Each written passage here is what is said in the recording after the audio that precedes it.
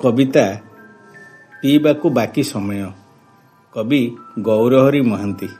ଲୁହ ଆସେ ଆଖିରେ, ଗାଲରେ ଦିଶେ, ଛାତିକୁ ଚିରେ, ପାଦରେ ମରେ। ସୂର୍ଯ୍ୟଙ୍କୁ ଅନେଇଛି, ହାଇ ମାରିଛି, ସାଇଁ ସାଇଁ ନିଶ୍ୱାସ ଯାଉଛି। ଅଣ୍ଡାଳୁଛି ଶୂନ୍ୟ ଅଣ୍ଟାକୁ, ଖୋଜୁଛି ପବନକୁ, ବର୍ଷାକୁ, ପିଇବାକୁ ବାକି ସମୟକୁ। ମୁଣ୍ଡ ଗୁଞ୍ଜିବାର ଘର ତାଳିପକା ଟିଣ, ଗରମ ଛିଣ୍ଡୁଛି ଗୋଟାପଣ।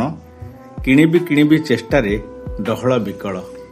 ସଜନା ପତ୍ରରେ ଜୀବନ, କୁକୁଡ଼ା ଅଣ୍ଡାରେ ମନ, ଡ୍ରେନ୍ କଡ଼ ଲଟା ପତର ତିଅଣ। ବାସନ ମାଜିବାକୁ ପଡ଼େ ତାଙ୍କର, ରଙ୍ଗ ଦେବାକୁ ହେବ ଘରିବାବୁଙ୍କର, ସଫା କରିବାକୁ ହେବ ସେଇ ଗୋଦାମ ଘର। କେହି ଦେଖିବା ପୂର୍ବରୁ ଦେହରୁ କାଢ଼ି ନେବାକୁ ହେବ ଅସନା ବସନ।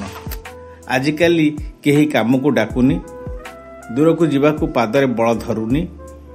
ଗାଡ଼ି କରିବାକୁ କଉଡ଼ି କାହିଁ, ଅଣ୍ଡାଳି ଧରିବାକୁ ଅଣ୍ଟା ନାହିଁ। ରୋଗପୋକ ଖାଉଛି ଡେଣା, ମନରେ ଚିରି ଯାଉଛି ବେଣା।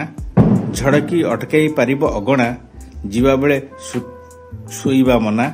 ଏବେ ଝୁରୁଛି ମୁଣ୍ଡ, ପୃଥିବୀଟା ଘୂରଉଛି ଗଣ୍ଡି ମୁଣ୍ଡ। ଶୁଖିଲା ପତ୍ର କିଏ ଖାଇ ବଞ୍ଚିବ ଚିରକାଳ।